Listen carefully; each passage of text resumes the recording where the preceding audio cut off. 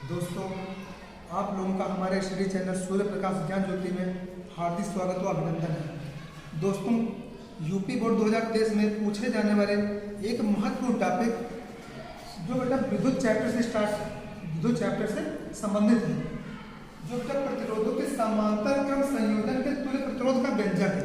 आपसे जरूर पूछ लिया जाता है बेटा कि प्रतिरोधों के समांतर क्रम संयोजन का तुल्य प्रतिरोध का व्यंजक या फिर बेटा प्रतिरोधों के श्रेणी क्रम संयोजन के तुल्य प्रतिरोध का व्यंजक प्राप्त कीजिए। ये बेटा 4 नंबर का आता है, आपसे 2 में से 1 जरूर पूछ लिया जाएगा। तो पहले बेटा देखिए, समांतर क्रम संयोजन के लिए तुल्य प्रतिरोध का व्यंजक। तो पहले तो मुझे बेटा ये पता होना चाहिए कि प्रतिरोध होता क्या है।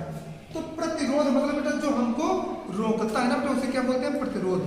तो बेटा किसी भी चालक तार का, इधर बेटा ध्यान देना, जैसे ये अपना चालक तार है ना, अब इसमें V वोल्टेज की बैटरी लगा दी, V वोल्टेज की बैटरी, तो इधर प्लस ध्रुव है बेटा माइनस ध्रुव। अब जैसे बेटा धारा इधर से इधर प्रवाहित होगी ना, तो ये चालक तार में आएगी ना बेटा, तो ये चालक तार बेटा गर्म होने लगता है ना।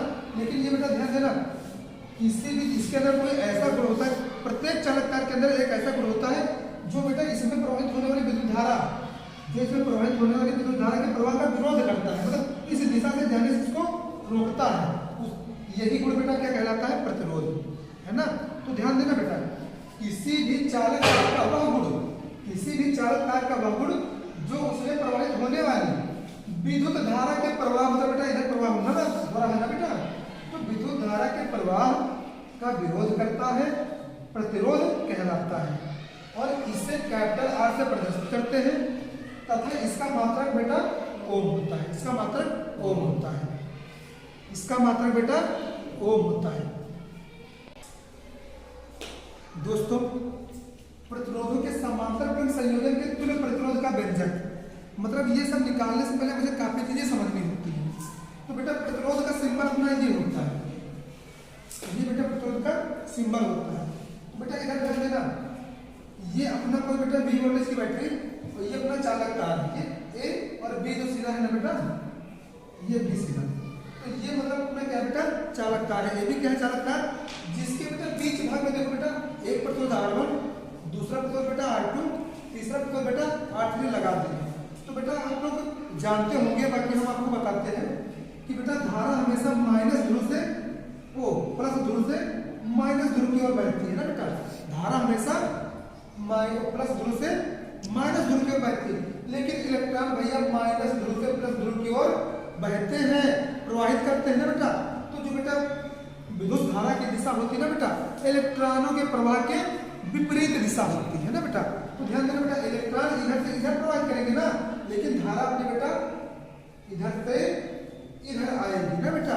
तो ध्यान देना, किसी भी विद्युत परिपथ में यदि धारा, ध्यान दो बेटा, धारा ऐसे आएगी ना तो इस दिशा में आएगी, फिर यहाँ पर आके इस दिशा में आएगी, फिर बेटा देखो यही आई धारा यहाँ पर आएगी, फिर यही आई धारा बेटा R2 प्रतिरोध पर आएगी, और यही आई धारा बेटा R3 प्रतिरोध पर आएगी।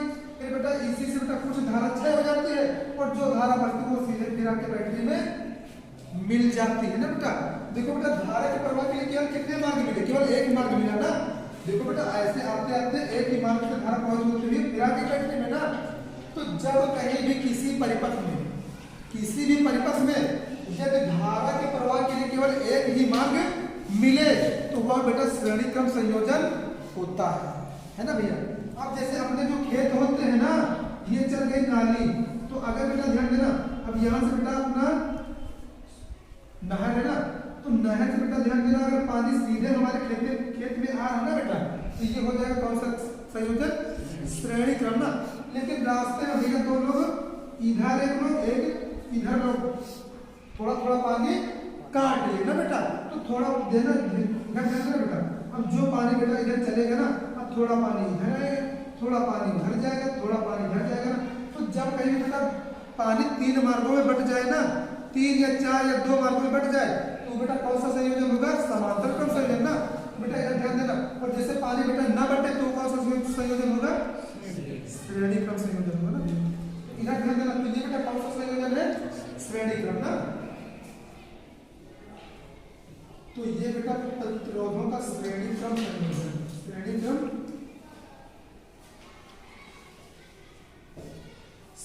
संयोजन होता है। और इधर ध्यान बेटा, इधर धारा आई जो बहेगी ना बेटा, तो देखो यहाँ पर आएगी, उसके बाद आई धारा बेटा यहाँ पर आएगी। तो लेकिन भैया यहाँ से जैसे 10 लीटर पानी जाता था ना, तो कुछ भैया मान लिया 3 लीटर इधर गया, 4 लीटर इधर गया, तो 3 लीटर इधर आया ना। तो वैसे बेटा धारा आएगी सभी प्रतिरोध। अब इसके बहने के लिए बेटा कुछ इधर जाएगी धारा, कुछ सीधे जाएगी, कुछ इधर आएगी ना। तो बेटा मान लीजिए इस पर बेटा कितनी धारा आएगी I1, और इस पर बेटा धारा कितनी आएगी I2, इस पर धारा कितनी आएगी I3। लेकिन बेटा जो परिपथ में प्रवाहित होने वाली कुल धारा होगी ना, वो I1 plus I2 plus I3 के योग के बराबर होगी ना बेटा। मतलब जो परिपथ की कुल धारा I होगी ना, ये बेटा I1 plus I2 plus I3 के बराबर होगी ना बेटा, इनके योग के बराबर होगी। जैसे बेटा यहाँ से 10 लीटर पानी चला था ना, तो 3 लीटर इधर का, 4 लीटर इधर का, 3 लीटर इधर का ना बेटा, हमेशा इसके बराबर होगा ना। वैसे बेटा यहाँ से जो परिपथ से धारा प्रवाहित होगी ना, इन सभी प्रतिरोधों पर उपस्थित सभी धाराओं के योग के बराबर होगी। तो बेटा अब इधर आप लोग ध्यान देना,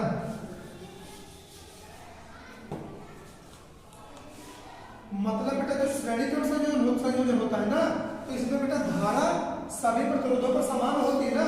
तो इधर बेटा ध्यान देना, ये बेटा कौन सा क्रम संयोजन हो जाएगा, समांतर क्रम ना। ये कौन सा क्रम हो जाएगा बेटा, समांतर क्रम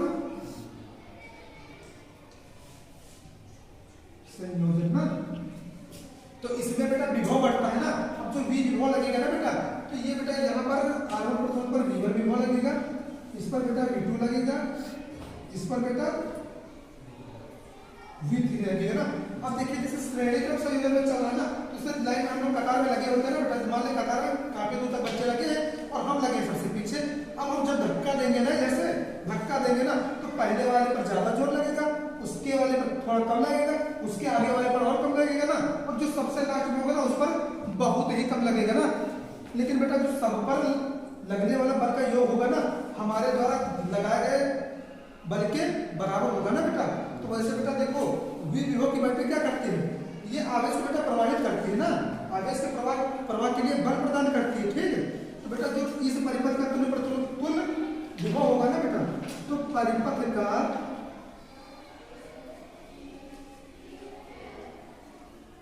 तुल्य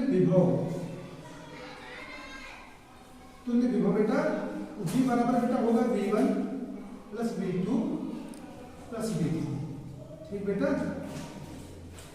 तो ध्यान देना, श्रेणी क्रम संयोजन में धारा समान बहती है, सभी प्रतिरोधों पर धारा समान बहती है, तथा बेटा विभव बढ़ जाता है ना। तो इसमें बेटा ध्यान देना, इसमें धारा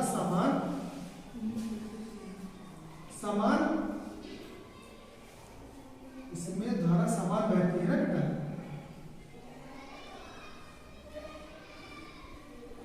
इसमें धारा समान बहती है, और इसमें बेटा इसमें धारा बढ़ जाती है,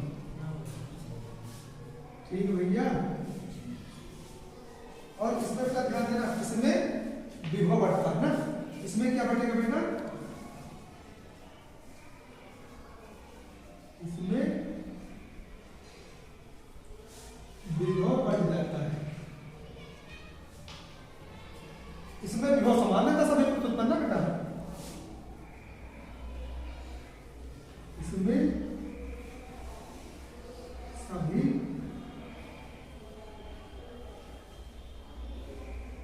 पूरे परिपथ भी लिख सकते हो बेटा, संयोग प्रतिरोध अगर लिख लो या फिर पूरे परिपथ में ना बेटा। तो इसमें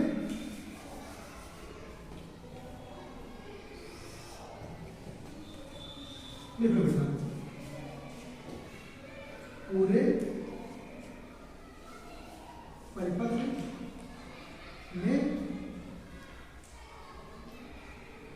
समान विभव लगता है ना बेटा, समान विभव प्रवाहित होता है, ये प्रवाहित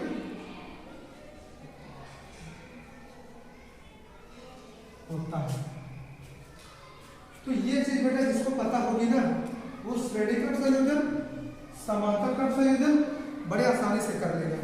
तो बेटा ये चीज आप लोग थोड़ा नोट कर लीजिए, बहुत ही इंपॉर्टेंट चीज है।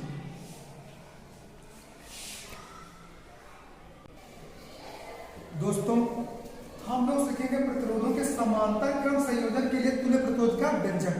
तो बेटा ये समांतर क्रम संयोजन है जिसमें बेटा धारा बढ़ जाती है, वही समांतर क्रम संयोजन होता है। तो बेटा ध्यान देना। अब V विभव बेटा देखो R1 प्रतिरोध पर I1 धारा, R2 प्रतिरोध पर I2 धारा, R3 प्रतिरोध पर I3 धारा प्रवाहित होगी, लेकिन विभव बेटा सभी पर समान होगा ना। मतलब यहाँ पर बेटा V विभव, यहाँ पर बेटा V विभव, R3 पर बेटा V विभव उत्पन्न होगा ना।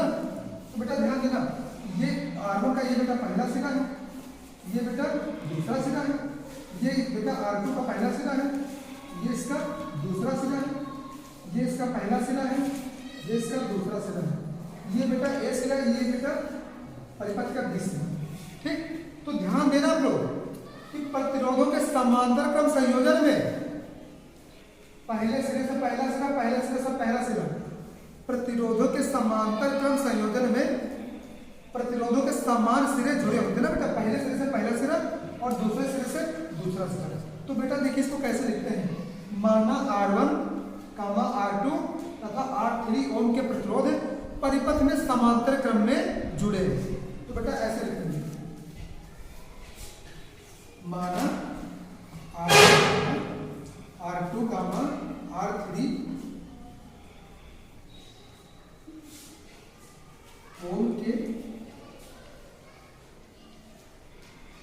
प्रतिरोध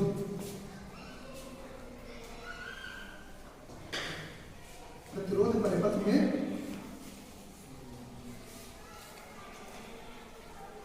समांतर क्रम में बेटा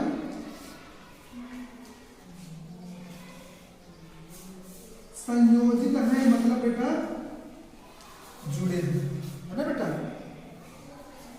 तो ये भी बेटा लिख देंगे समांतर क्रम संयोजन, समांतर क्रम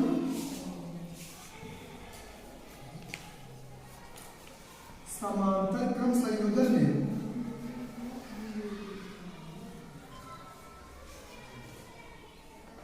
समांतर क्रम संयोजन में प्रतिरोधों के समान सिरे जुड़े होते हैं ना बेटा, प्रतिरोधों के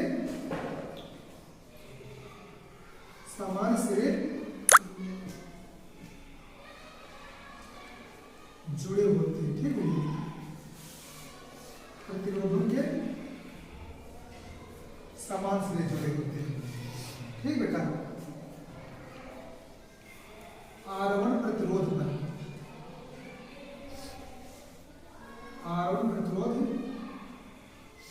पर देखो बेटा R1 प्रतिरोध पर प्रवाहित धारा I1 है ना बेटा। तो R1 प्रतिरोध पर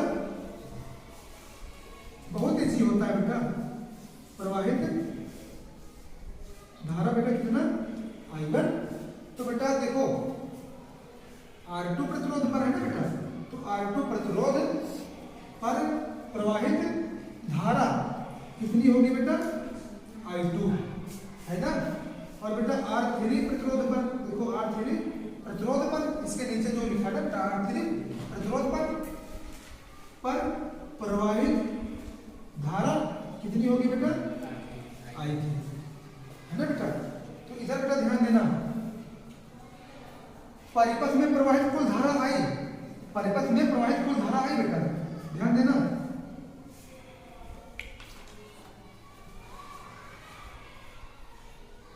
परिपथ में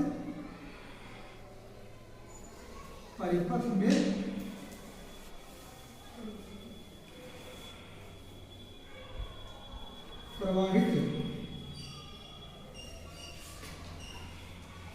कुल धारा I, मतलब बेटा धारा I का मान बेटा ध्यान देना, जो परिपथ कुल धारा I होगी ना, ये I1 plus I2 plus I3 के बराबर होगी ना बेटा। देखो बेटा ये I1 प्लस I2 प्लस बेटा I3 के सभी के योग के बराबर होगी ना भैया। तो इसको बेटा लिख लेंगे समीकरण नंबर 1 है ना। तो इतना आप लोग बेटा नोट कर लें थोड़ा।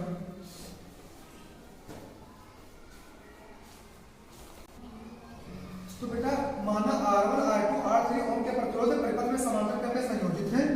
तो बेटा समांतर क्रम संयोजन में प्रतिरोधों के समान सिरे जुड़े होते हैं। देखो बेटा पहले से पहला सिरा जुड़ा है ना।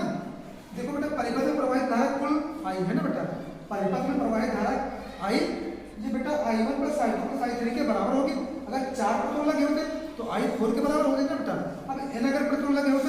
पाई एन के बराबर होती ना। तो बेटा इसको हम थोड़ा रख करते हैं। तो बेटा इधर ध्यान देना, ओम के नियम से, ओम के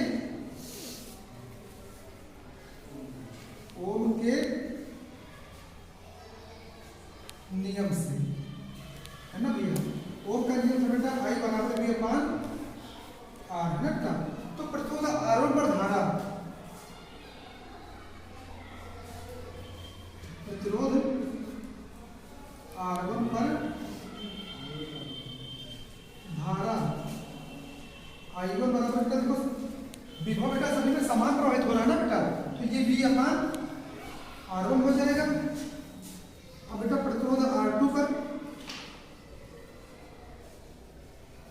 R2 पर धारा कितनी प्रवाहित होगी, धारा बेटा ये I2 बराबर हो जाएगी बेटा V अपान R2, है ना, V अपान R2। तो इसको बेटा थोड़ा सा करते हैं। इसी प्रकार बेटा प्रतिरोध R3 पर, इसी प्रकार बेटा प्रतिरोध R3 पर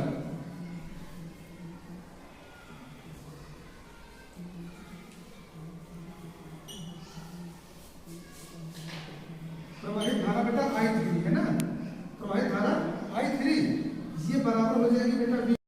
दोस्तों अब I1 बराबर बेटा V अपान R1 और I2 बराबर बेटा V अपान R2, I3 बराबर बेटा V अपान R3। ओम के नियम से होता है ना बेटा, ओम का नियम क्या होता है बेटा, V बराबर IR, है बेटा, V बराबर IR। इसलिए I बराबर बेटा क्या हो जाता है अपना V अपान R, I बराबर क्या हो जाता है बेटा V अपान R। इसीलिए बेटा ध्यान दो कि I1 बराबर बेटा V अपान R1 हो गया, I2 बराबर बेटा V अपान R2 हो गया और I3 बराबर बेटा V अपान R3 हो गया। तो बेटा परिपथ में प्रवाहित कुल धारा है ना, कुल धारा I, इसका मान बेटा देखो I1 I2 I3 के बराबर होगा ना बेटा। तो देखो बेटा I1 I2 I3 का मान बेटा समीकरण नंबर 1 में रखने पर है बेटा। तो देखो रखेंगे बेटा I बराबर होता है बेटा अपना V अपान R, I बराबर होता है बेटा V अपान R हो गया और I1 का मान बेटा देखो कितना है V अपान R1 ना, V अपान R1 और बेटा इसका मान I2 का मान बेटा V अपान R2 और बेटा V3 का इसका I3 का मान कितना बेटा V अपान R3, है ना बेटा। तो इधर पे इसमें थोड़ा ध्यान देना, इसमें थोड़ा ध्यान देना। ये बेटा V अपान R हो जाएगा और यहाँ पर बेटा V ले लेंगे कॉमन, तो यहाँ पर बेटा हो जाएगा 1 अपान R1 प्लस बेटा 1 अपान R2 प्लस बेटा 1 अपान R3। क्या हो जाएगा बेटा 1 अपान R3। अब देखिए बेटा V से भी कट जाएगा ना बेटा, तो अपना बेटा सूत्र हो जाएगा 1 अपान R बराबर बेटा 1 अपान R1 प्लस बेटा 1 अपान R2 प्लस बेटा 1 अपान R3 प्लस बेटा क्या हो जाएगा 1 अपान R3। अगर बेटा इसमें n प्रतिरोध जुड़े हो, अगर बेटा परिपथ में n प्रतिरोध जुड़े हो, यदि n प्रतिरोध जुड़े हो, यदि n प्रतिरोध जुड़े हो,